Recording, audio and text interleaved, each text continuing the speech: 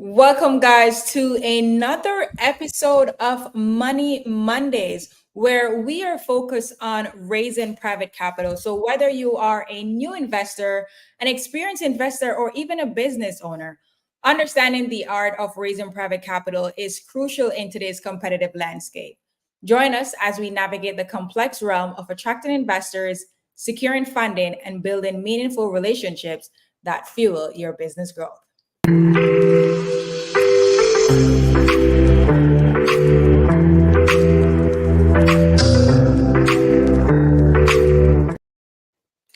Welcome, guys. I'm your host, Kalisha Carter, and I have my co-host with me, Betsy. What's up? What's Hey up? everyone. Man, I feel like it's been like forever. I don't know, like every time we come back, it feels like it's been a while. I know. I Man, think it's because we haven't been recording as much as we usually are because I know this month is usually crazy for all investors out there. So we know we're with y'all. listen. But without that being said, we still always make sure to bring you guys a ton of value. So I know if you guys miss us, we still always bring on a fantastic guest who's going to drop all the gems for you guys, and you can answer any questions that you guys might have. But before we even Yeah, dive and in, we want to give an announcement too. Next week we won't be live, so you yes, guys won't be joining us live next week. We will. Usually we don't do lives on holidays, so yes. give So, you guys a break from us. but if you guys are still like doing, I know some persons who like working on the holidays. So if you guys are, go rewatch an old episode and let Yeah. us know what you think. Any episode that you guys missed, rewatch it and let us know what you guys think and everything like that. But before we Definitely listen to the podcast too. Like leave us some likes or a some, review or comments. All those help visibility. So yeah, we really appreciate that, you guys. yeah, man, Betsy, you want to hit them with that? Oh, Kathleen, I feel like we're getting too excited. You want to hit them Okay. with that disclaimer? Yes, the following information is for educational purposes only. Please do your own due diligence. Um, we do not provide financial, legal, or professional advice. We just want to remind you guys every episode that every case is different. So please go to the proper people so that you can do your due diligence with them and make sure you're getting the correct information for your property because cases change. Listen, we are not liable for nada, nothing. And huge shout out to everyone who's always tuning in every Monday who are here. And for persons who keep missing the live, but yet they go back and they rewatch it, they listen it, whether on Spotify, Apple Podcasts, like shout out to you guys and thanks for the continuous support. We appreciate it a ton. So sending you guys some love our way, your way rather. But let's introduce our guest. Like we have today, Rob Sema. I know a lot of persons are familiar with him because we're all a part of the mastermind, real estate mastermind with Pace Morby. But if you're still in the real estate space and you're not in that mentorship, this is also an opportunity to for you to get to hear what other investors are, what they're doing, how they're getting mad creative with using private money. And today we're talking about how he's using private money to grow his business. Rob is the owner of Tusk Funds. That's TUSK Funds, and we'll give you more details about his company, how to visit his website if you guys want to contact him.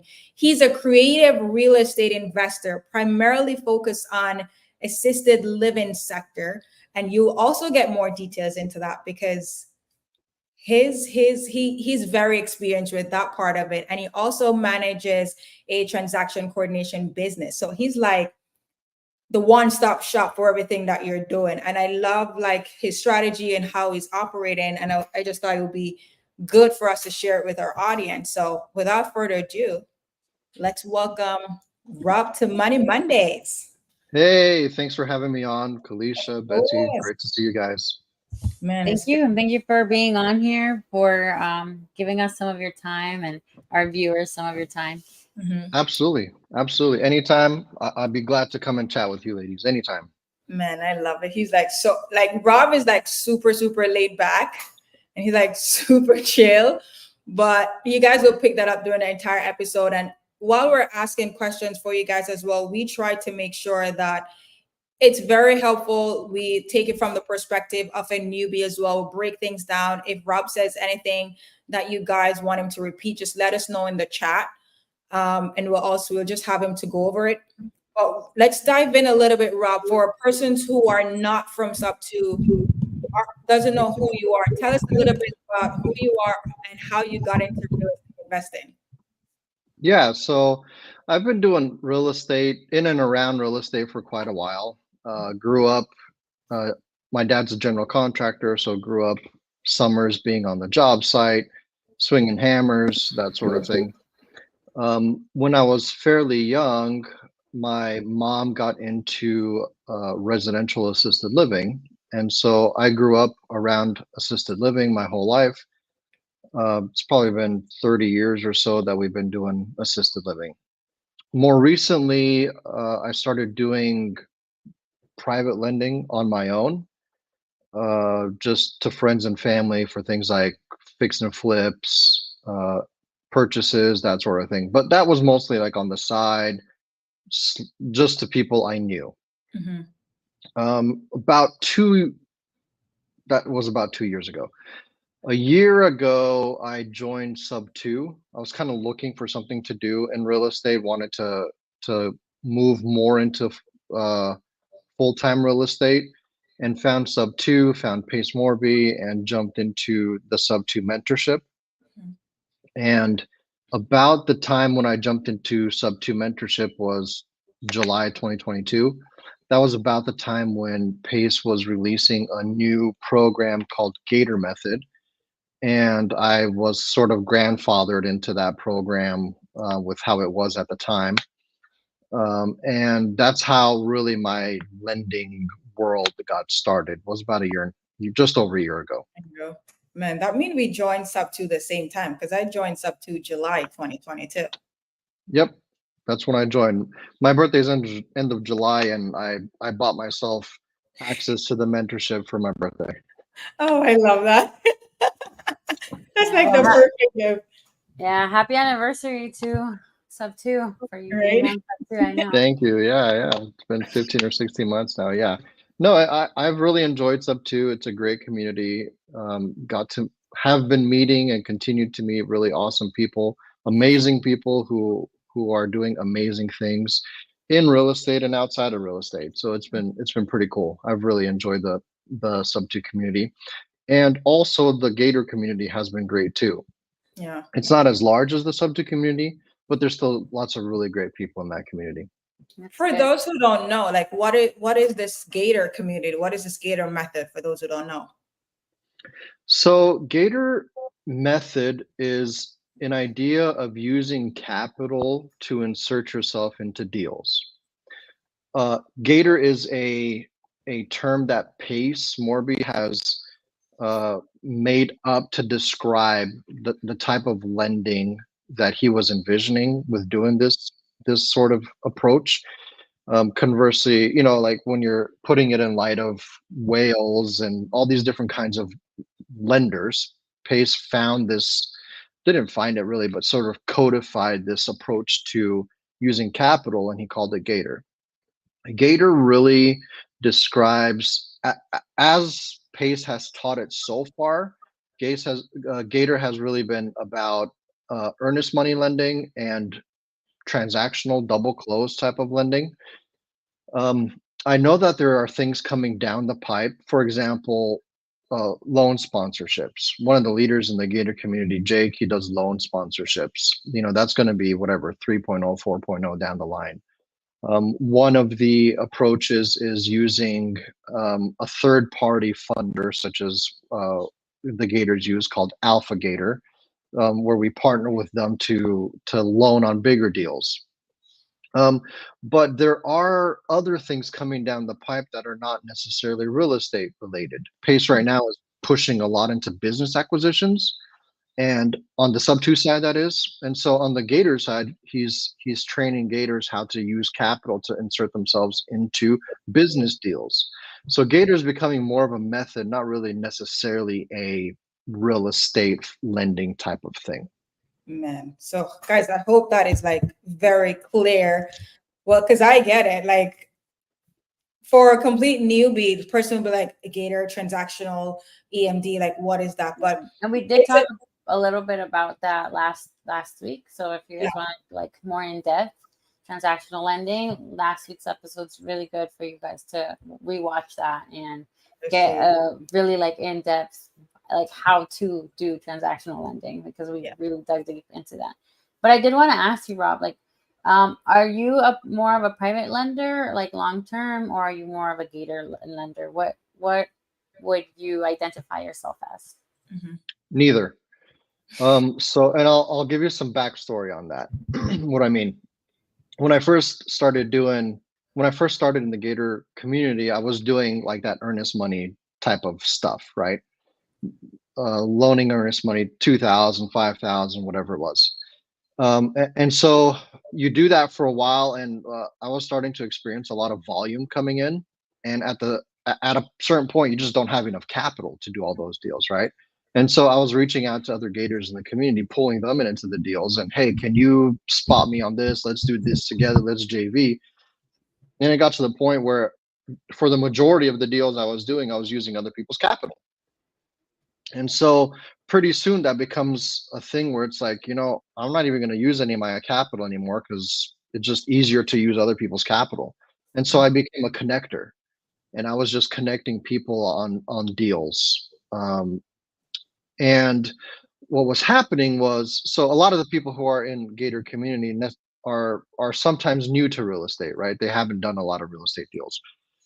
And what was happening was, Pace is always preaching about use a transaction coordinator for your deals, right? Use someone who is familiar with the paperwork.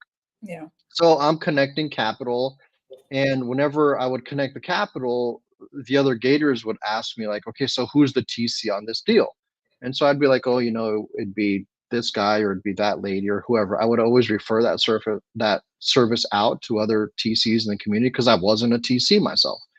Until, I woke up one day, it's like, why am I referring this service out? Why don't I just do this also along with the money connecting? And so that's how really, the Tusk funding and the Tusk TC side really came to be, is they just really great businesses that go hand in hand together when you're a connector, right? So I'm not short term or long term. The answer is I do all of it, but I never use my own capital to do it. Yeah, man. And I like that you said that you don't like using your own capital, but at least if worst case scenario, Rob has the ability, guys, he has his capital and can use it for another project, worst case scenario, but he's leveraging other people's money to do more transaction. And it's a smart way of doing it. Yeah. It's literally a smart way. It's really leverage. Like that's the point of what they call leveraging. And so with all those transactions happening, like, can you break down when you connect, let's say, a Gator for a deal? Like walk us through a transaction if it's like, for example, an EMD. How is that done with you connecting and also doing the TC work? Yeah, so I want to touch a point about what you said about leverage. Although yes, I am leveraging money, what I really do in my role as a connector is I'm leveraging relationships for people who have money, right? So that's where a lot of my time is spent. If you're thinking about in order to operate, for example, a wholesale business, right? You're spending a lot of time as a wholesaler on the phone, developing relationships with sellers, follow up, averages like whatever, 10 to 15 touches before a house is sold, right? Think about all of that volume, that repetition, that follow up that you're doing as a wholesaler trying to get a deal, right? I'm doing the exact same thing, but with private money lenders. Yeah. So I'm following up with capital. I'm reaching out. Hey, how's it going? How did that deal go? What can we improve on this next deal? What happens if this deal comes up? How much capital do you have ready to go in the next 48 hours if a deal comes up? I'm doing a lot of that sort of thing, right? Leveraging relationships. Yeah. Now, what happens when someone comes to me and they're asking for EMD? So I do that initial contact, that initial introduction, talk to me about your deal, talk to me about the paperwork you have in place already, right? Because honestly, EMD is risky. It's risky. So there's no, because we're all, when we're doing earnest money deals, we're staying within the escrow time period. We're not really putting any paperwork that goes past escrow. So we're not putting any security documents in place. There's no promissory note. There's no deed of trust, mortgage, that sort of thing. And so earnest money and double close transactional deals, those are deals that are relying on timelines. They're not relying on security documents. We're relying on an inspection. When's the inspection period done? When is closing done? When do those dates align? When is the last day we can cancel? Those are the things that protect us within escrow. Yeah. And so you have to know how to navigate escrow, and you have to know how to navigate the relationships between you and the wholesaler, between the title company, between the end buyer. Those are all relationships that you have to kind of manage in order to do an earnest money double close deal properly. Gotcha. Okay. Right. So my job as the funder is to make sure all those parts are there. And then also my job as the TC, my team, is to make sure, like, are all the documents in place that will actually allow us to refund escrow?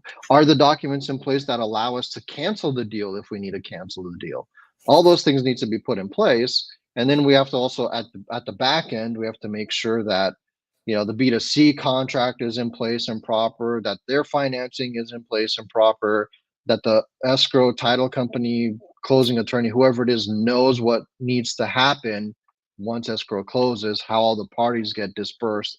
All that stuff is from contract to closing. That whole process is something that we need to manage very attentively in earnest money and double close type of deals.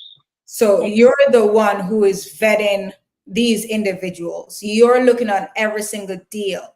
Do you have like a team that's helping you, or you're making those decisions? I have a team who helps me do all that stuff. And a lot of that is now done by the team, but I'm still looking at deals. I'm still looking at stuff that comes in. Earnest money, those are, like I said, they're great deals. They're typically quick deals. You know, you're talking about 1 week to 4 weeks in general. Sometimes it goes a little bit longer, sometimes a little bit shorter, but those are high touch, high risk deals. That's how I see them. Like, you really know you have to know what you're doing. Otherwise you stand to lose your money on those types of deals. Yeah. So I see you're also leveraging your knowledge. So not just relationships, but also your knowledge. Yeah, and a lot of that, you know, I'm not the person who made all this stuff up. I was trained and I paid attention during the trainings, right? And so you spend your time going through scenarios, and, you know, I've done a deal or two where I've lost money and it hasn't been great. And those are some of the best learning opportunities. But you don't want to necessarily repeat those all the time. Yeah. And then, so with so many connections and transactions, how are you keeping up to know when you should be doing the follow-ups with these lenders? Yeah, so I have all of that in my CRM. The following up, the keeping the lenders warm. Is that what you're talking about? Yeah. Yeah. So I use Unapologetic Results, which is a CRM that's white labeled off of Go High Level. Dustin Reynolds, I can send you guys affiliate links or whatever if you want for that. But it's has a lot of that automation built in, right? You can do emailing campaigns, you can do warm-up campaigns, you can do text campaigns. All that is built up in Unapologetic Results. There's great support in that community. I would definitely recommend anyone check out that resource. But a lot of it's automated. Like, there's no way you can do it by yourself. It just takes way too much time.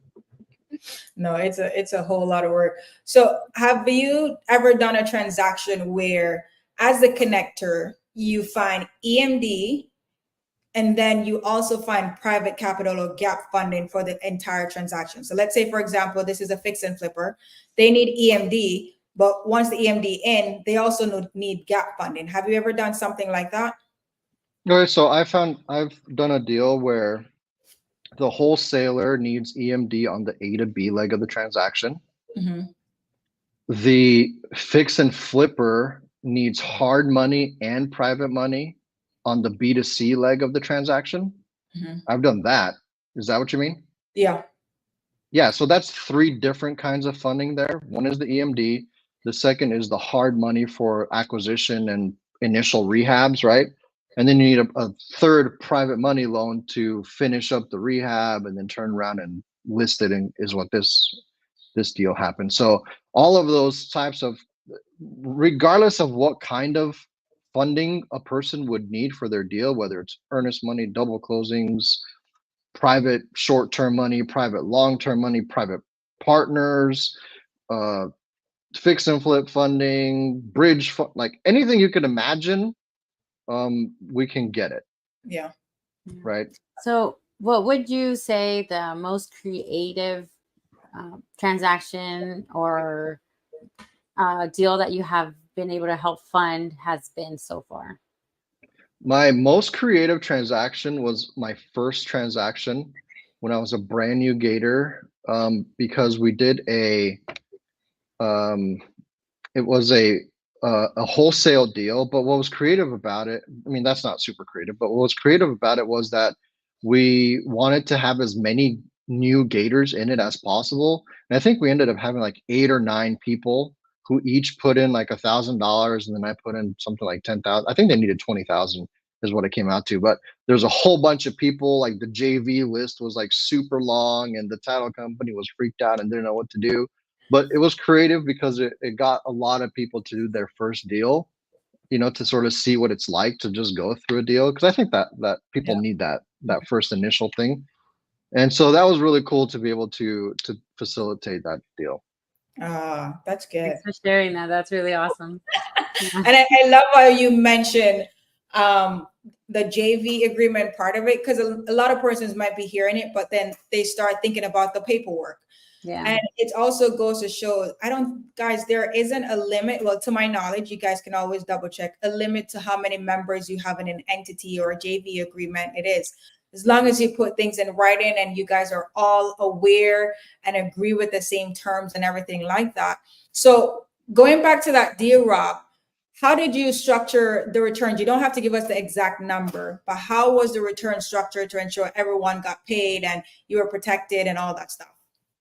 Yeah, I think it was a 20% return, Mhm. and then it was divided by the amount that each person put per deal. So, if one person put in 10% of the deal, they got 10% return back. Yeah. For all or overthinkers, that was like down to the stones. Yeah. Keep it simple, make it simple. Life's easier that way. Because you gotta sort of shepherd, especially title companies. Mhm. Like, they do a lot of deals, but sometimes they don't do a lot of creative deals where there's a lot of lenders or whatever it is. Not necessarily you want to do deals with a lot of lenders. I'm not saying that. Yeah. But sometimes what I'm trying to say is that sometimes they need to be shepherded a little bit. Like, here's what I need, step by step by step by step. I'm going to send it to you in an email. Please confirm and write next to it that you understand what this means and this means and this means, because the easier you make it for title company, the better it's going to be for you. Yeah, exactly.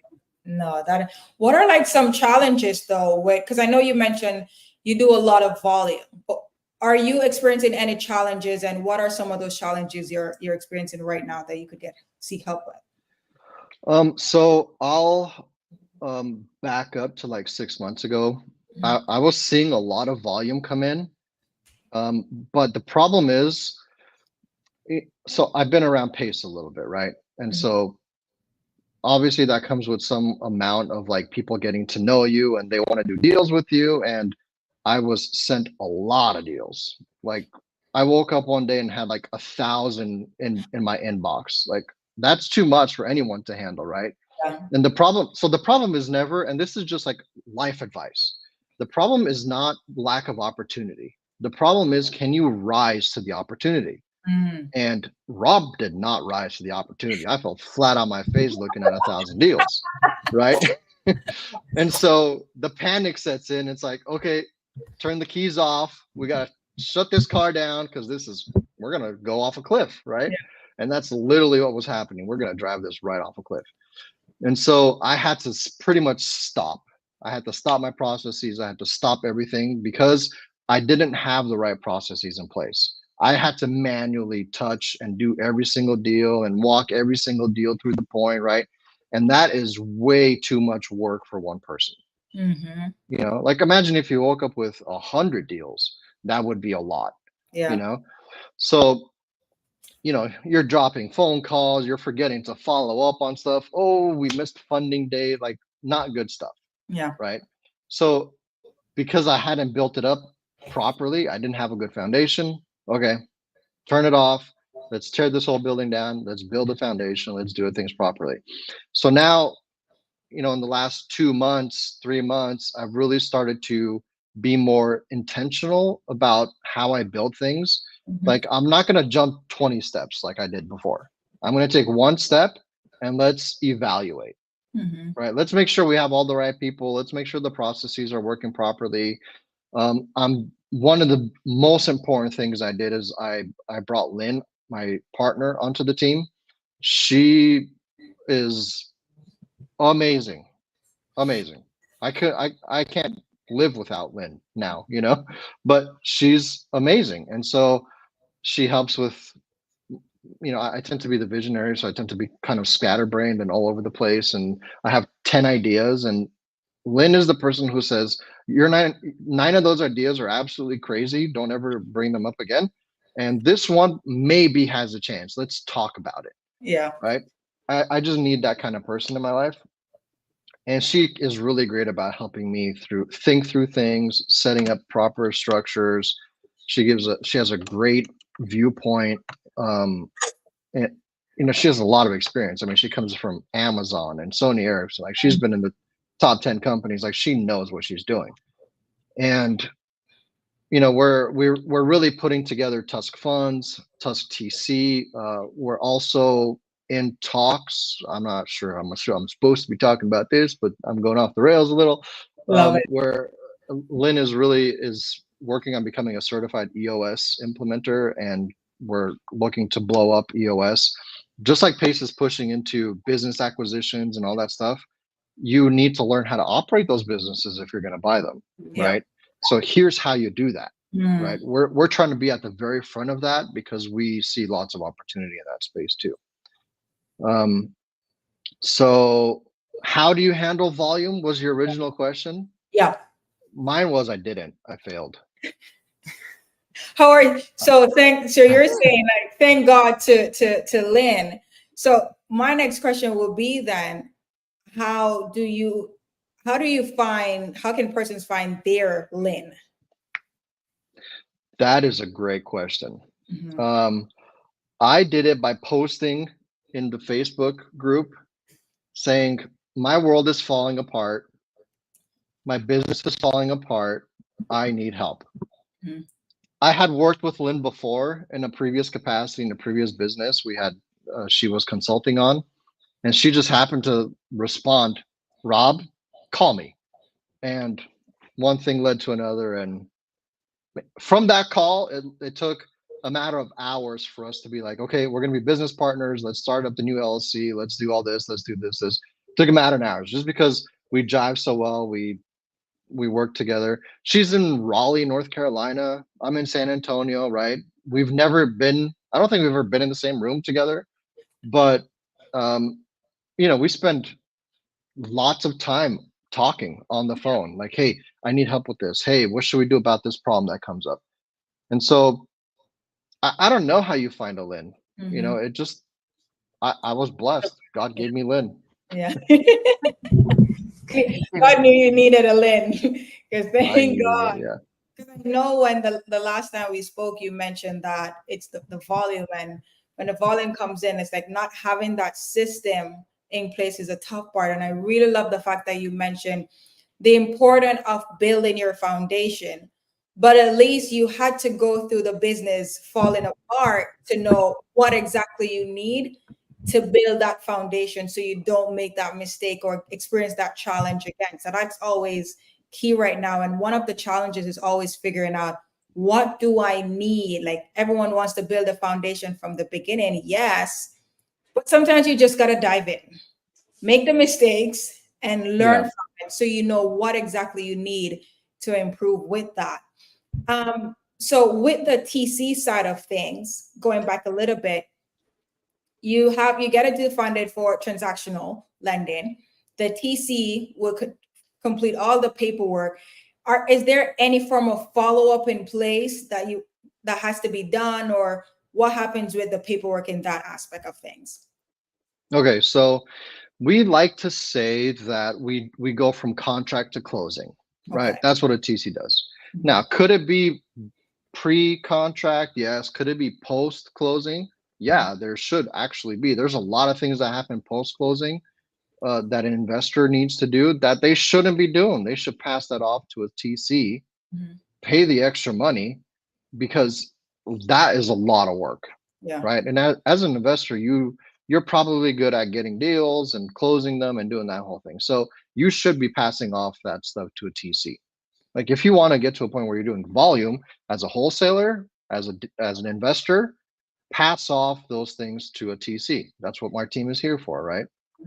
Now, the way Tusk thinks about TC work, we're not an assistant.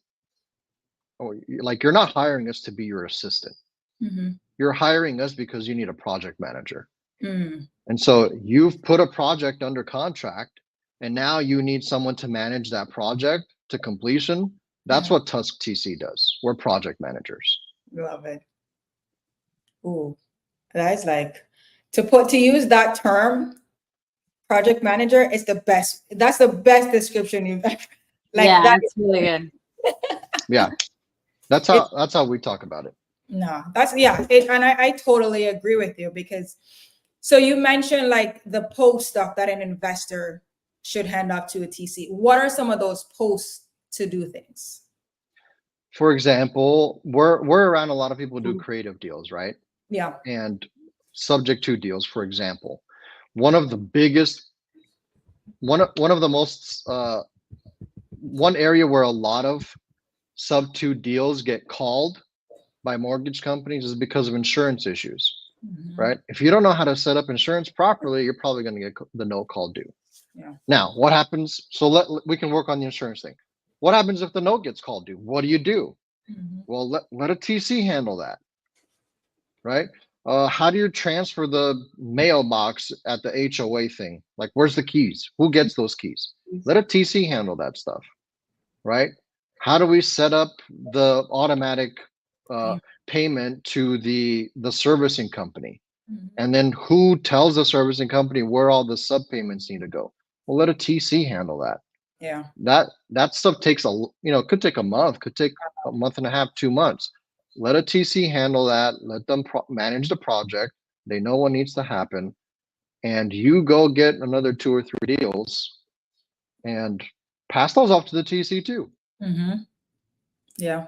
Listen, like, a lot of person may think the TC is an additional cost, but I remember the first time I used a TC at my transaction, and I was like, why wasn't I doing this all along? I'd rather pay the fee and not worry about all the stuff that you're talking about, because especially if you're doing multiple things, it's like you will forget things. But if at least by closing, your TC has all the stuff, they're like, hey, we got all the information that we need. Here are the next step, blah, blah, blah. So it's definitely worth it, guys, to get a TC. And for those who don't know what a TC is, TC stands for a transaction coordinator, for all our newbies that are here. But if you're completely new, and let's say if you're a new private money lender, a new investor, instead of worrying about trying to figure out what all the paperwork that you need, that's where you get a TC, because they're knowledgeable in what they're doing. And you have someone who knows way more about paperwork on your team. My next question for you, Rob, is like, how can someone decide which TC is right for them? Because anyone could say they're a TC, but how to make that decision? Sure. There are a lot of TCs, and I think a lot of TCs do a good job. So some of the best TCs, I mean, I don't know all the TCs obviously, but it depends on the kind of deals you're doing first off. Yeah. Like if you're doing conventional type of deals, you probably don't need a TC who specialized in creative deals. Although we do a lot of conventional deals, like we've done a lot of deals. But if you're doing creative deals, sub to seller finance, hybrids of those, Morbi method, novations, like all these creative things, you should get a TC who has done those kinds of deals. Right now, where do you go find those people? It's pretty easy. There's top tier transaction coordination. It's a whole specific mentorship about how to do creative deals as a transaction coordinator. It's spendy to get in, but it's understandable. Like there's a lot. So, when you're doing conventional deals, and by conventional, I mean like, the standard real estate agent goes and finds the deal, they find a buyer, the buyer gets a loan from a bank, like a normal standard deal, right? Yeah. MLS listing. When you're doing those, there's a high chance that those deals will close, right? Like it's more than 70%, 80%. Like a lot of those deals close, whatever it is. On the creative side, it's the other way around. Like 50% might close, right? So there's also a lot more to go wrong, like a lot more. There's lots of we're juggling multiple things all at once as transaction coordinators, and there's a lot of things that can go wrong. And so because we're doing a lot more work, it's more expensive than a conventional transaction coordinator, and we're not doing nearly as many deals as conventional transaction coordinator might do.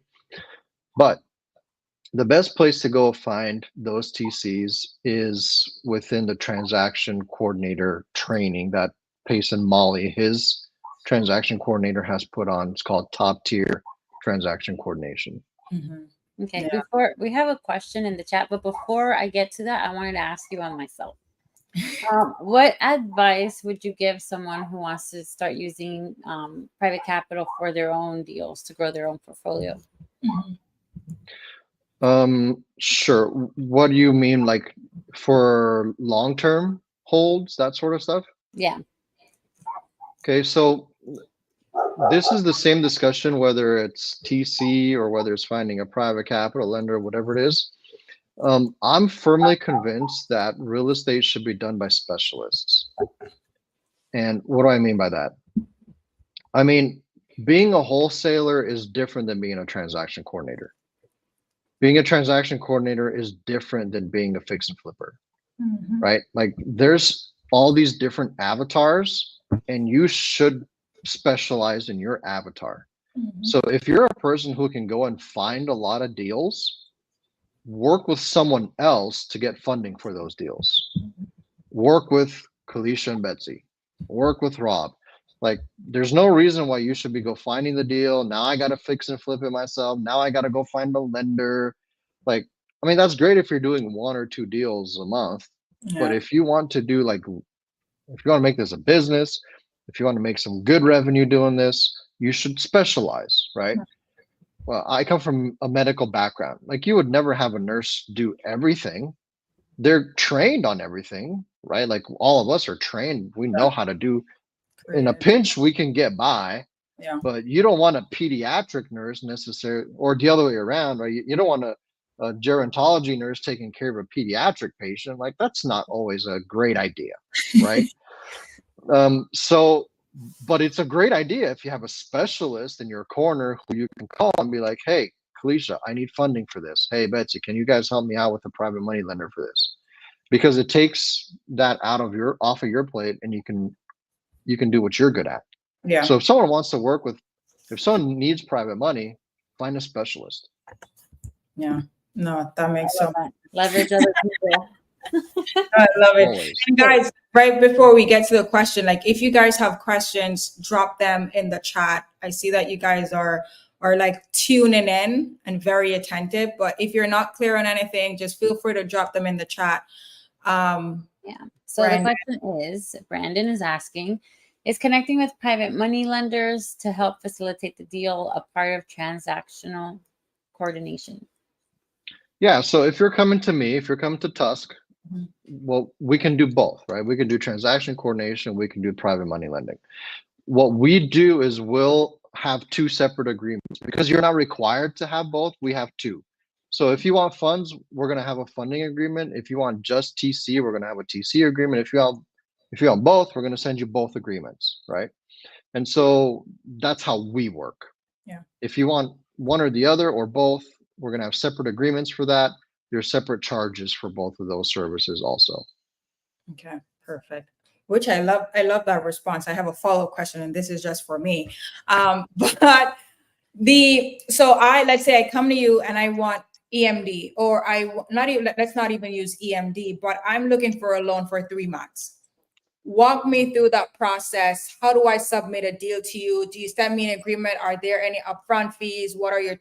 How does your process work if I need funds for 3 months? It's all on our website, tuskfunds.com.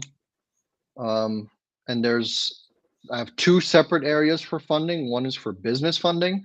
So if you need funding for business acquisitions, growth, buying a business car, a company car, whatever it is, we have the business side and then we have the real estate side. So if you want real estate funding, go to our site, select I want real estate funding, and then there's like it's a buffet of options. Like, do you want EMD? Do you want fix and flip loans? Do you want commercial lending? Like, it's all right there. Just click on what you want and fill out your information. Now, not all of that is private lending, right? Some of that is hard money. So some of hard money, typically you need to have, they're not going to pull your credit, but you'll need to show at least decent credit scores, whatever. That's the hard money side. Yeah. If you want private money lending, that's a more nuanced process, right? Because those deals are usually more complex. Yeah. When someone's like, I need a second position hard money, I need a second position private money loan. Okay, I need to have a one-on-one conversation with you. I need to look over your deal, because the majority of time when deals go bad, that second position is the riskiest. And so because I have to protect my reputation, I need to make sure that that deal is actually worth pursuing. Okay, that makes sense. And I think that's what a lot of persons like don't get to. Because I've had this conversation with a few persons over the weekend. They're like, oh my God, this is a great deal. Yeah, it's a great deal to you. But when you start breaking down the different factors that they left out, they're like, oh, this is not a good deal. And as you said, it's really your reputation, because you don't want to bring a bad deal to your lenders, and they're like, wait, Rob, what happened to this? What happened to that? It looks bad on you, because it looks as if you don't know what you're doing as well. So you underwriting that deal is so crucial. And I love that you mentioned that too. Yeah. Yeah. And it also depends on what kind of lender you're using, right? So if you're using a lender who is more passive and they're okay with things taking longer, like I work with a lot of physicians, right? And they're happy if they get 10%. Like, that's fantastic. It's better than they're getting in the bank, right? Yeah. But they want zero hands-on. They just want to put their money somewhere and they want me to manage all of it, and then they just want a return, right? When I'm using that type of capital, I can do longer deals. I can do deals that maybe at the beginning don't quite work out, but if they can make the payment and over 3, 4, 5, 6 months, it starts to make more sense, I can do those kinds of deals. But then I'm dealing with people who are like, I won't do any deals that are longer than 3 months, and I want a minimum of 36% or whatever it is return on it, right? Like really high returns. That's fine too, but the deal numbers need to be way different. Yeah. Man, I love this. Whew. So we covered the paperwork part of it. So let's say you underwrote the deal and it passed. It's a solid deal. What's the next step? Paperwork. It's always paperwork. Yeah. The first step and the last step is always paperwork.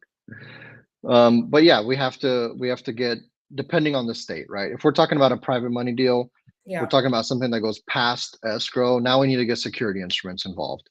We need to get promissory notes, deed of trust, or mortgage, depending on what state it is. Usually, not usually, almost always, we have an attorney draft those up. So if it's your first time doing a deal with us in that particular state, you're going to have to pay to get those things done. It's not our cost, it's an attorney who needs to draft that up. Now, could you, if you're doing repeated deals in the same state with us, do you have to pay those every time? No, because they're going to draft up that document once and you can reuse that document, provided, you know, there's obviously some things that might need to be changed in it, but so you have to have those things. Now, what happens if a deal comes through and, you know, a really creative deal where the numbers don't seem to work, but maybe we can do something like cross collateralize? Yeah. Well, now we're talking about a whole nother set of paperwork that we need to take care of, right? We need to put a lien against this property. We need to file against this property. Like, there's a few things that need to happen in those kinds of deals. Could we do them? Yes. Is it going to cost you? Yes. But you better be buying a great deal, because, you know, doing all those extra steps, yeah, they're not always cheap, but can we get the deal done? Yeah, we can get deals done. Yeah. Man, it's always the paperwork is always what can be costly. It's always a thing. And at the same time, it's like, I want to protect myself, but I don't want to go cheap. So you guys have to really evaluate. But for me, Putting just those costs up front and in your underwriting really does help, because you also have to think about, hey, how much is it going to cost me to be able to get this level of legal stuff and protection for me, for my lenders. I think as an investor, that's one of the most important things that you can think of when you're thinking about the transaction. Yeah. I mean, upfront, I think the whole thing upfront is critical, and I think a lot of people don't realize how critical it is, right? Especially if you want repeat business. Yeah. So, for example, early on, and there still is a lot of talk in Gator about, like, you know, let's get huge returns and we'll take big chunks of deals. Like, and when someone asks you how much is your fee for a deal, the answer is always, it depends. Like, I don't do business like that. Okay. And I'll tell you where this came from. In my assisted living past, a lot of the way that charges are decided for a resident in assisted living is called a la carte, right? So you have a base fee, and then if you want this, it's extra, and if you want that, it's extra, and if now we have to help your mom by feeding her, it's an extra charge. And to me, that started to feel like nickel and diming people, and I didn't like it. I had every 20 minutes you're calling someone like, hey, we need to increase your charge, or hey, I didn't like it. And so what I did is I went to a higher rate, but just made it flat. Like, this is what it's always going to be. Like, doesn't matter if your mom comes in super healthy and all the way till she's super sick, this is the flat rate. And what that did is it provided people a lot of peace of mind. They knew how much to budget for. They knew how, you know, from A to Z what was going to happen. I took that same ideology into my funding business. And so when people come to me and ask, what's your Gator rate? It's 1%. It's 1% of the purchase price. Oh. Purchase price. Okay. 1% purchase price. How much is your transactional funding? 2% of the purchase price. That's it. 1%. Yeah. Keep it simple. Keep it simple. Yeah. I like that. That makes it so much. And that way, yeah, that way wholesalers, they know what to plan for. And if I'm buying this house at $200,000, I know Rob's going to loan me $2,000 and I'm going to pay him back $2,000. But then how do you do it for if it's a longer term loan where now you have securities in place? So that depends on first or second position. right? First position. If someone comes to us and they're asking for first position, we're going to default by trying to push them into a hard money, private money, more conventional, more institutional type of deal, Yeah. right? We have lots of, obviously, there's tons of funding partners who do that. If they're coming in for second position, I really have to evaluate how risky this is going to be. Like if I fund second position and there's still a ton of equity, that's going to be way less risky than if you're a fix and flipper, you have a 70% hard money loan, and now you want me to come in and fund another 20 or 30% of that. That's probably not going to happen in a private lending scenario. Yeah. Now, could that deal still happen? Yes, but it might not be a loan. It might be a partnership now. I'm going to bring in a partner who's going to be with you for a longer period of time to make sure that after the project is done, maybe we can grow some equity in there. They're going to get a bigger chunk because they're doing a much riskier deal. In exchange for risk, you're going to have to give up a bit of the deal. Yeah. Yeah. And I see that's what's happening a lot these days. And I think borrowers need to be more open with those things, especially if it's a fix and flip, or buy and hold. Like these days, instead of asking for a 6-month loan or a 12-month loan, like you have to be okay giving up equity, because that person is coming in with 60,000, 80,000 of their hard-earned money. It's not like $100. So you have to be okay with them with giving something up. Because I've heard like other investors and they'll be like, nope, I'm not giving up equity. And I'm like, what are you bringing to the table? You just have the deal. And you want this person to put up all this risk and you're not willing to give up something, but I'm happy that you mentioned that, because it's something for a lot of borrowers to consider. Yeah. Especially with their other. No, this is. Yeah. I mean, the other thing is, I'm going to have conversations with them, right? Like, hey, you're bringing this deal. You're probably not going to get it funded how it is. Why don't you assign it? Why don't you sell it? Why don't you do something else with it? Or you're going to have to bring more of your own capital to the table if you want to make this work. Yeah. Otherwise, it's not going to work, right? Unless you bring on a partner, chances are those really tight deals, they're not going to get funded. They're just too risky. It's too risky. Way too risky. No. And especially in this economy, everyone's facing a falling economy, and so it's like, well, we need to have an extra layer of due diligence, an extra layer of protection, and do more conservative deals if we're funding those risky second position, third position. I've heard of third position, fourth position stuff. So you got to be super careful with stuff like that. Now, let's also preface the discussion by saying it really depends on who you're lending to, right? Yeah. If this person's done 100 deals, they're well known for paying their lenders back, and they ask for a third position on their property, I might not do it, but I'm sure I can find someone who would, based on their reputation alone. So it really, really depends, again, on relationships and on both sides relationships, both the borrower and the lender. Yeah. And it's a great way to bring in the cross collateralization aspect too. Yeah. When that person have experience or have a deal, if you don't want to be in second lien, maybe they have a property with a ton of equity in it and you feel more comfortable, like that's something as lenders you guys can ask for as well. But Rob, like right before we wrap up, guys, this is your chance to continue to ask any questions that you might have, and let us know what you guys think so far. What advice would you give to anyone who, one, has the capital, but they're unsure if they should do EMB, transactional, short-term, long-term lending? That's the first question. And advice for persons who are looking to borrow funds, as a complete newbie and looking to borrow funds. Okay, so if you have capital and you're wanting to put your capital to work, it depends on how risky you want to be, right? The way I'm going to make a broad generalization here. If you're doing shorter deals, those deals tend to be riskier. If you're doing longer deals, they tend to be less risky. Is that always true? No, not 100% of the time, but for broad generalization, that's how it typically happens. Mhm. Now, also, the shorter the deal is, the more hands-on, the more touchy you have to be on it, right? If the deal is longer, it's much easier to be passive. Mhm. So it goes back to what kind of lender are you, Yeah.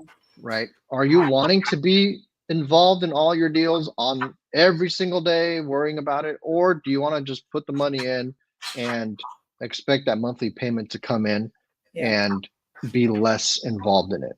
Now, you could pass off a lot of that to someone like me or like Kalisha and Betsy, like that could be passed off, Mhm. but that doesn't mean the risk goes away. The Yeah. risk is still Yeah. present, right? Mhm. Now, if you're new and you're wanting to borrow money, there's nothing wrong. Like we've all been new. Yeah. Just know that it's going to take a little bit more vetting on the part of a lender to trust you. Yeah. Make sure you're underwriting properly. If you need help underwriting, I'm sure there's a lot of resources. Kalisha, I know you have a lot of resources too on that. Yeah. Make sure you're underwriting properly. Make sure that you're leaving space, right? The goal isn't to make the most return possible on every single deal. The goal is to make sure that your lenders are happy on every deal, Mhm. right? So if your business is dependent upon using lenders for your deals, make sure your lenders are always happy, or Mhm. else they're not going to lend to you. Yeah. Yeah. Man. And I did want to shout out that Kalisha is having a webinar talking about underwriting. So if you guys want to join that, I forgot about Hint, hint. that. about underwriting, just go to her link tree, go connect with her, and sign up. Yeah, I have the underwriters coming in, guys, and they're like there's underwriter that would have very detailed. This is a new one, Rob, from the last one that we spoke about, but they're very detailed, know their stuff super fast, and they'll be myself and this underwriter will just be sharing like the basic stuff. Won't even go in depth, like the basic stuff to look out for when you guys are underwriting deals to decide if it's something you want to lend on, whether it's short term or long term, but just to create some value for persons who have capital and borrowers as well. No, but Rob, this has been, oh, he froze. Oh, he's back. This has been amazing. I mean, the first time I spoke to Rob, I'm like, oh my God, I'm talking to the famous Rob Sema finally. And we had a great conversation, and I love how your business is set up.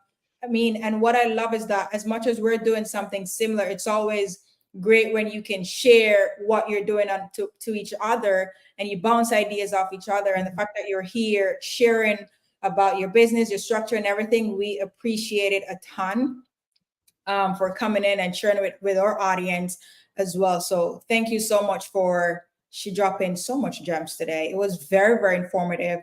It's one of those episodes, I know we say it all the time, but it's one of those episodes where you guys have to go back and rewatch it, go back and re-listen to it, because it breaks down a lot of things like the entire lending process, whether you're doing short or long-term loans as well. So thank you, Rob. I appreciate it. We Oh, you're appreciate it. welcome. Thank you for having me. I appreciate it.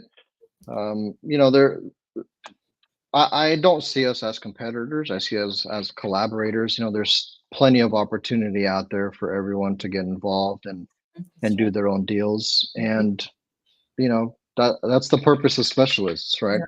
We're becoming specialists and we're becoming super great at what we do, so that makes it easier for other people to do what they need to do. Yeah, man. Yeah. Thank you, Rob. Thank you so much for being here. Thank you, Absolutely. our viewers, for being here too, for commenting, asking questions.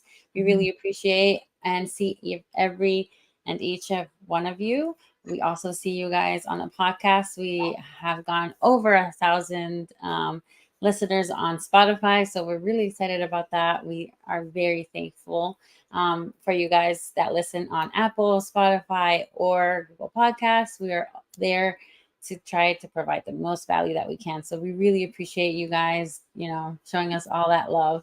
And we want to appreciate you guys. We are going to start to do something really cool. I'm going to share it we're gonna be bringing on newbies so that they can come up here and ask questions, and we can start talking about what they have. Yeah, so it'll be for all of us to view, and a lot of the people, sometimes we don't think about the questions that newer people think about. So I think it'll be a really great opportunity. You guys, if you want to be part of that, definitely comment on one of our videos, either Spotify on the audio videos or on the YouTube videos. Either way, we will see it. So we really appreciate you guys. And whether you're looking to finance your next project, launch, or expand your new business, we hope that this episode gave you insights, strategies, and tips so that you guys can raise capital and invest with purpose. See you next time. Bye, guys.